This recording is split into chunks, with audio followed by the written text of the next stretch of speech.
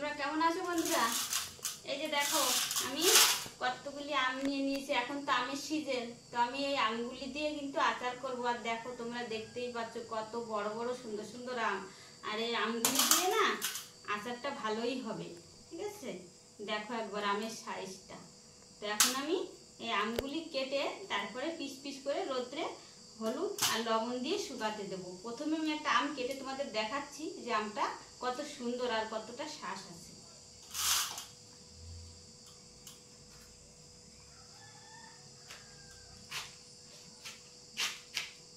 এই যে দেখো, দেখছো আমটা কিন্তু অনেক সুন্দর। আর এই আম দিয়ে বন্ধুরা আচার করলে খুবই ভালো হয়। তো এরকম করে আমি মাছ থেকে ফাল দিয়ে নেব, তারপরে আমি এরকম করে এই যে ঠিক এরকম সাইজের পিস পিস করে আমি আচার দেওয়ার জন্য কেটে নেব। এই যে আটিটা কিন্তু একদম পাতলা আর পুরোটাই আম।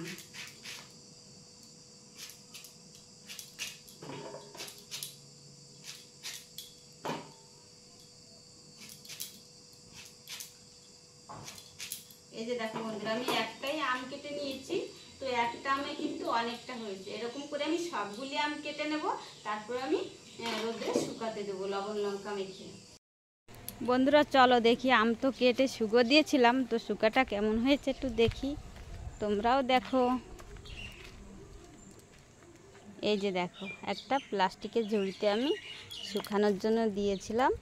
তো 1 ঘন্টা হয়েছে আমি আমগুলি দিয়েছি, কিন্তু 1 ঘন্টার ভিতরে কিন্তু ভালোই শুকিয়ে গেছে আর শুকানো লাগবে না। তো এবার কিন্তু আচার বানানোর জন্য পুরোপুরি তৈরি। এখন আমি ঘরে গিয়ে মশলাটা রেডি করব। এই যে দেখো বন্ধুরা, আমি সেই আমগুলি কিন্তু 1 ঘন্টা শুকিয়ে তুলে নিয়ে এসেছি। তো 1 ঘন্টা শুকানোর পরে কেমন হয়েছে তোমরা দেখো। এই যে আমগুলি কিন্তু ঠিক মতো শুকানো হয়ে গেছে, আমে বিলকুল জল নাই।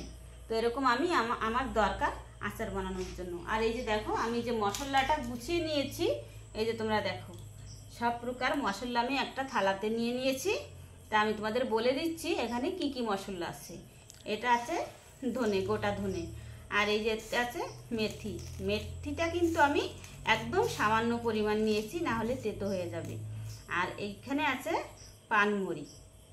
আর এই আছে সাদা শস্য, আছে কালা শস্য, আছে জিরা, আর আছে গোটা লঙ্কা।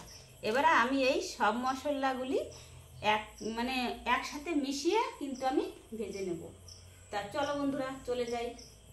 এই যে দেখো কড়াই আমি বসিয়ে দিয়েছিলাম আগে থেকেই। তো কড়াইটা গরম হয়ে গেছে, এবার আমি এই মশলা ঢেলে দেবো। আলাদা আলাদা করে ভাজলেও হতো, কিন্তু লেট হয়ে যাবে, যেহেতু আমটা আমি দিনের বেলা শুকাতে দিয়েছিলাম। আমার কিন্তু টাইম হয় না, এখন রাত্র হয়ে গেছে, তার জন্য আমি একসাথেই সব মশলাগুলি ভেজে নিচ্ছি। আর এই আচারটা কিন্তু বন্ধুরা আমি এখন রাত্রেই বানাচ্ছি, টাইম পাই নাই তার জন্য। তো কালকে আমি শুকাতে দিয়ে দেবো, কোনো অসুবিধা হবে না। আম তো শুকনাই আছে, কিছু অসুবিধা হবে না। এখন আমার টাইম হলো, তো আমি বানাচ্ছি। আর এই মশলাগুলি আমি লাল লাল করে ভেজে নেব, যাতে পুড়ে না যায় আর কাঁচাও না থাকে, কাঁচা গন্ধটা ছেড়ে যায়, তেমন করে আমি ভেজে নেব। এই দেখো মশলাগুলি সুন্দরভাবে ভাজা হয়ে গেছে। এবার আমি তুলে নেব থালাতে, কিছুক্ষণ রেস্টের জন্য রেখে দেব। তারপরে আমি গ্রাইন্ডার করে নেব। আর এই যে সেই কড়াইতেই কিন্তু আমি তেল গরমের জন্য দিয়ে দেবো। তেলটা গরম হতে হতে এদিকে আমি আরও যে মশলাগুলি আছে সেটা আমি গুছিয়ে নেব। আর এখানে আমি 1 লিটার সরষের তেলই ব্যবহার করব, 1 লিটার তেলই লাগবে। আর আচারে বন্ধুরা তেল যতই বেশি দেওয়া হয় ততই ভালো হয়, লাস্টিং হয় বেশি দিন আচারটা। তো এই কড়াইতে আমি তেল গরম দিয়ে দেব। এই যে দেখো তেলটা কিন্তু ভালোভাবে গরম হয়ে গেছে। এবার আমি গ্যাসটা অফ করে দেব, তেলটা ঠান্ডা হওয়ার জন্য। আর এই যে দেখো এটাও কিন্তু ঠান্ডা হয়ে গেছে। এবার আমি গ্রাইন্ডারে পিষে নেব। তোমরা চাইলে পাটাপুটাও পিষতে পারো, আমি একটু তাড়াতাড়ি করার জন্য আমি পিষে নেব গ্রাইন্ডারে। আর তেলটা ততক্ষণ ঠান্ডা হয়ে যাবে। এই যে দেখো গ্রাইন্ডারে আমি পিষে নিয়েছি মশলাটা। এই যে একটু আস্তে আস্তে রেখে দিয়েছি, কারণ আচারে একটু গোটা গোটা মশলা থাকলে ভালো হয়। আর আমি এতটা কেন করেছি জানো তোমরা, এটা কিন্তু আমার সব লাগবে না, আমি পরে আরও আচার বানাবো, সেই সময় আমার লাগবে, তো আমি একটা ডাব্বা ভরে রেখে দেবো। আর এখন যেটুকু লাগে আমি সেটুকু দিয়ে আচারটা বানাবো। তা তোমরা সাথে থাকো আর দেখতে থাকো, আমি সব কিছু রেডি করে নিই। এবার এই যে দেখো বন্ধুরা, আমি সব মশলা রেডি করে নিয়েছি, এবার আমি আচার বানাবো। এই যে বড় একটা গামলা নিয়ে নিয়েছি, না হলে আমি মাখতে পারবো না গামলাতে। আর এই যে আমগুলি আমি এই গামলাতে নিয়ে নেব। এই দেখো 1 গামলা হয়েছে, এতেই আমার মাখতে কিন্তু কষ্ট হয়ে যাবে, একটু কষ্ট করে মাখতে হবে, ঠিক আছে। আমি একটা খুন্তি নিয়ে নিয়েছি, না হলে আবার হাত জ্বলবে। তো এই যে দেখো সেই মশলা, এই মশলা আমি আধা দেবো, সব দেবো না।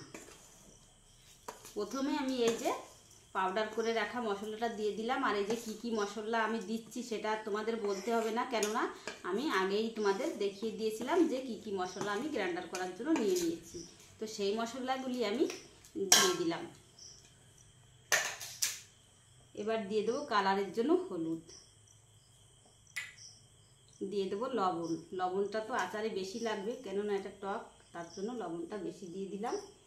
এই যে দেখো এখানে আছে চিনি, চিনিটা দিলে কী হবে, আচারের টেস্টও বেড়ে যাবে আর কালারটাও ভালো হবে। আর বেশি টক যদি আম হয় তাহলে টক মিষ্টি হবে, খেতে খুব ভালো লাগবে। তো দিয়ে দিয়েছি। এবার আমি দিয়ে দিচ্ছি লঙ্কার গুঁড়ি। লঙ্কার গুঁড়িটা আমি অল্প দিচ্ছি, কেননা আমি গোটা লঙ্কা দিয়েছিলাম গ্রাইন্ডার করে, তার জন্য আমি লঙ্কার গুঁড়িটা অল্প দিয়ে দিলাম। এবার আমি নেড়ে চেড়ে একটু মেখে নেব।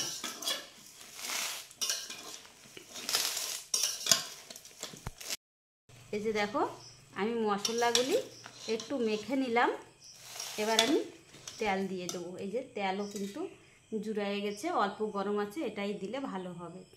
এবার তেলটা আমি দিয়ে দেবো, তাহলেই বন্ধুরা কালার এসে যাবে কিন্তু আচারে। এবার আমি ভালোভাবে মিশিয়ে দেব।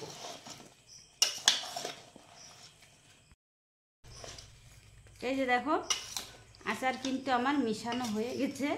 এবার আমার লাস্টে আরেকটা কাম বাকি রয়ে গেছে, সেইটা আমি এবার করব। দেখো এই যে তোমরা একটু দেখতে পাচ্ছ, এটা হলো ভিনেগার, ঠিক আছে। তো ভিনেগারটা আমি দিয়ে দেবো একটু। দিয়ে দিলে কি হবে, এটা অনেক দিন পর্যন্ত লাস্টিং হবে, আচারটা কিন্তু নষ্ট হবে না। তো আমি একটু ভিনেগার দিয়ে দিলাম। তারপরে আমি আবার সুন্দরভাবে মিশিয়ে নেব, যাতে ভিনেগার সব আমের সাথে মিশে যায়।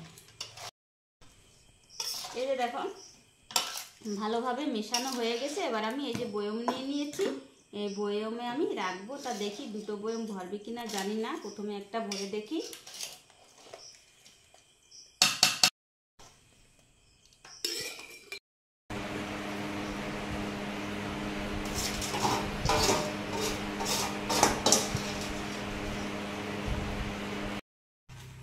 দেখো বন্ধুরা আমার আচার বানানো হয়ে গেছে। সারাদিন লাগলো আমার আচার বানানোর জন্য।